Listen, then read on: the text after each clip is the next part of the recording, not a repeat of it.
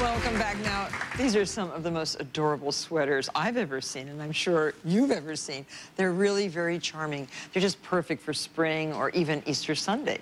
And you can believe it, if you wish, you can make them yourselves without knitting a single stitch. Now, look at this one. There's a little sheep on the back as well as 2 sheep on the front. And we just have amazing, and there's a blanket. Look at this beautiful blanket. I just adore this.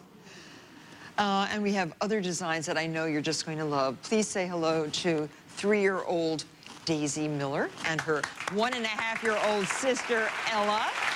And there are models for today. They look very beautiful. Oh, Ella, I love Ella's chickies, and I love Daisy's bunny rabbits.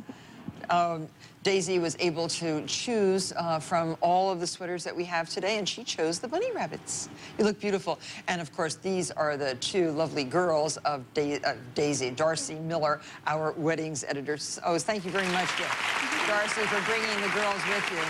Aren't they charming? They're beautiful. Do you have any girls? I don't. Well, I have a girl right here. Oh, you do? Yeah. But I have 2 boys. Sarah Rosensweet is visiting us from Toronto, and she is the artisan who has made all these beautiful sweaters. So please welcome her of Sweet Thing Designs. It's so nice to have you here. It's lovely to meet you. So you're still able to travel? Yeah. When are you expecting? Middle of June. Oh, a couple more months. Okay. So how do you feel?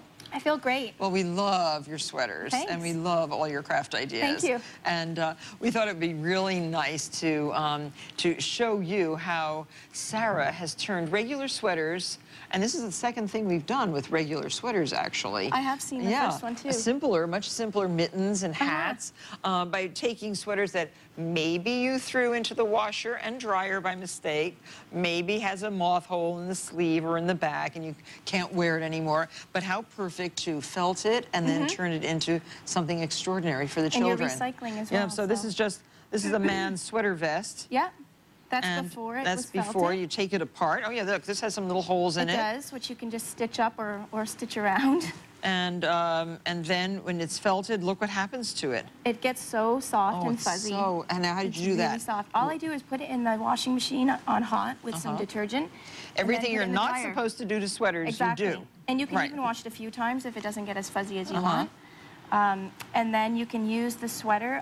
What I do is I cut it up beforehand. I separate out, I cut the front and the back and then the 2 sleeves. And do you do stitching along the edges? I don't. No, you don't even have to. No, because you don't really use the edges, so it's fine even if they unravel a little. And then that's your base material when you've got, then you've got your pattern.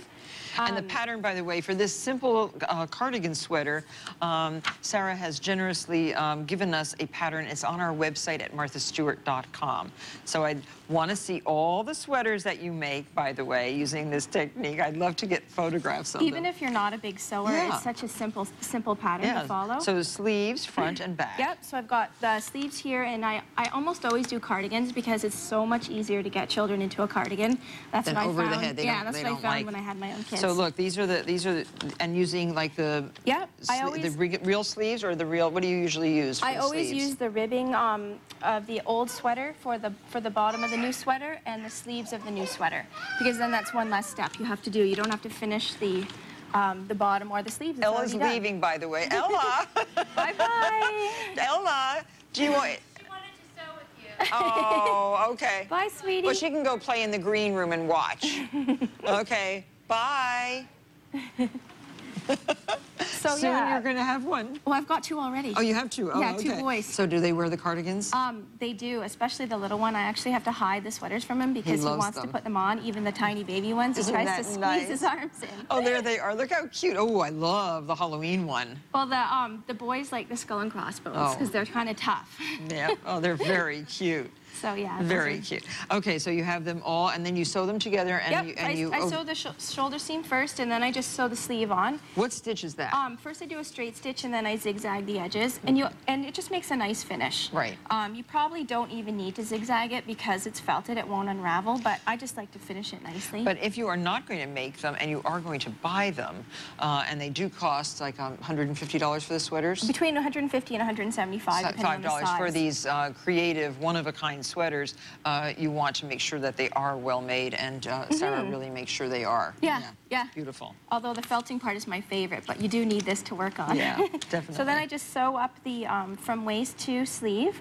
And then once you've got that all sewn together, we've got a finished sweater here. Look how cute. And this will be our base to do the needle felted design. So you've turned up the bottom. Oh no, you haven't. No, it's just a thick. It's just a thick. Oh, that's bottom. a pretty one too. Yeah, and I might even put a zipper in this because it's a bit thicker. It's a nice little jacket weight. Yeah, definitely. So, but we can move on to the next part, What's which is this? really fun. This is the roving, and we're actually going to dye some roving. So this is carded and combed wool. It is, and it's wool before it's been spun into yarn. Spun. Oh, and it feels so good. Yeah, it's really soft and beautiful. And you can buy roving that's already been dyed into different colors, but I really like to get a large. Beautiful colors. Oh, and this is just a wonderful thing to have. But you can make and dye your own. I like to get a wide variety of colors, so. But by mixing the dye myself, I'm able to do that. I was warned to wear these little gloves. Stains. It's actually non-toxic dye. But what kind do you use? Like it's acid dye, which you use for any protein fibers, so wool or silk. Okay. And what we have here is 3 different shades. You've got your lightest to your darkest, and what I do, I kind of just spoon it on. You can kind of half pour it, half spoon it, and maybe a third of each color here, and it's just. And we're working on a piece of saran wrap. Saran wrap, so it doesn't. It does not drip onto your. You can let them blend together. So once I did the light, I might actually pour a little bit of the darker, and sometimes I just use my fingers to smush it in. Okay. You don't have to be real careful with this because any variations you get make it just a nice. Oh, I've been looking in the stores at sweaters, and guess what they have in the sweaters in the high fashion departments?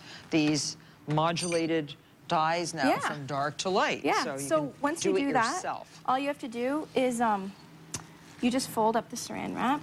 And it's actually quite funny what you do afterwards because roll it up. You just kind of smush it together. And then I don't have a microwave, so I steam. You have to heat set it. So you can either put it in the microwave or you just can like this? steam it. You're cooking it? Ah. It feels funny to put plastic in the steamer, but it comes out just fine. So you steam it for half an hour and then rinse it, and then it's ready to go, and you end up with. Make sure you don't have any leaks. Yeah. And then you end up with these nice shades. Beautiful. Well, when we come back, we're going to learn how to use this wonderful wool roving to make those beautiful, whimsical designs on the fronts of the sweaters and the backs.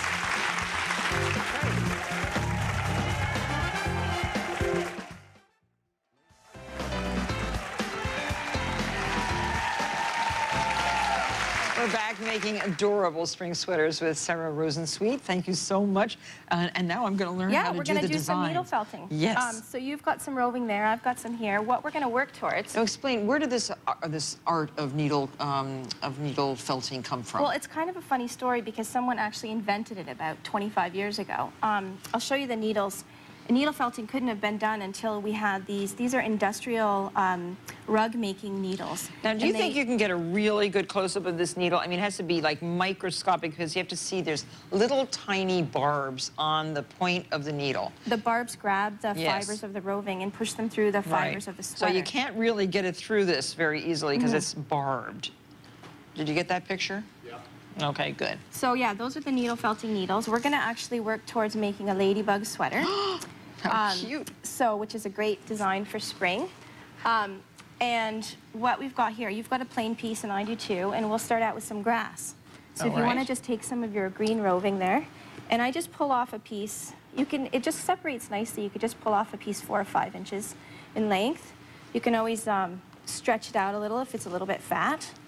And then you just place it on your wool, and you take a needle, and just... mine's a little long. It's fine. You can always just fold the end down. Oh, okay. You can do whatever. This is such a forgiving craft. And you just go in like that? And you just poke it. And you just sort of follow the line that you want the grass to take.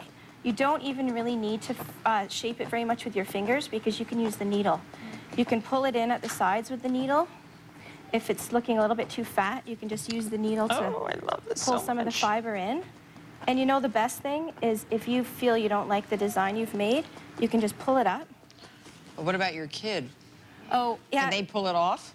No, it's not permanent until you stab it over and over and over again. Oh, okay. So what you do is when you're first... That. No. Once you've got them felted down, they're permanent. But at this stage, you can just pull it off, you can put it back on again, and, you know, change the curve of the grass, change the size of the wing.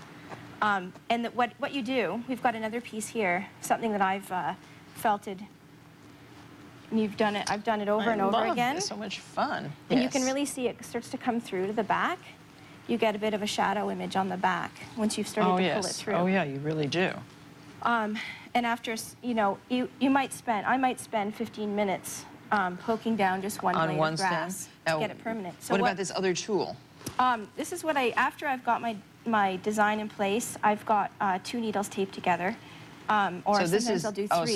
So you can buy them like this, but Sarah said they were very expensive. Well, you can buy a tool that's almost it's a needle holder, but I find it works just as well to tape a few together. And so this does the final... It goes a little faster. Okay. When you really want to get that felted down. Does it matter how far down you go, or should you go down? You only need to go as far down as the tops of the barbs. So this is every poke keeps it more secure. Yep. Okay. So we can start making some wing casings. I've got the body here of the ladybug, which is basically just a black spot with a bit of a lump for the head. You can just take some red off. I just pull off a lump about this big. Okay. And I start at I guess, I don't know if ladybugs have shoulders, but that's what it feels like to me. Sort of the shoulder of the ladybug wing.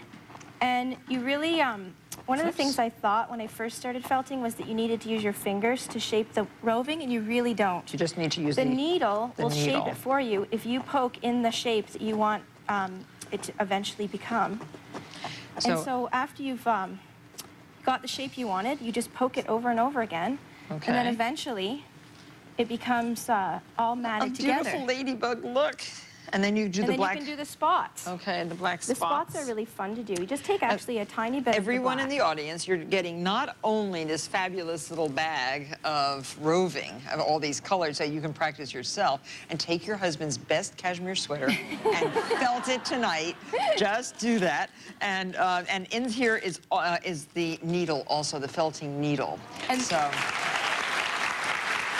They're very sharp. The felting needles are very sharp. They're very, very sharp, so be careful. So what I'm going to show you, do a quick twirl and a couple of stabs, and then you're done. The spots, and then you'd add your antenna. You'd end up with a nice little ladybug like this. Much faster than I am, but of course, you've been doing this more. Once you practice a little bit, you'll look see. How pretty. And you will end up with a sweater like this. Oh, how many different designs have you come up with? Probably about 30 designs. I want one. Thanks very much to Halcyon Yarn for providing us with all these wonderful gifts of roving for everyone. And thank you very much for a beautiful, beautiful thing. And next, I'm going to show you another good thing for spring, but this is the best good thing. Thank you, Sarah.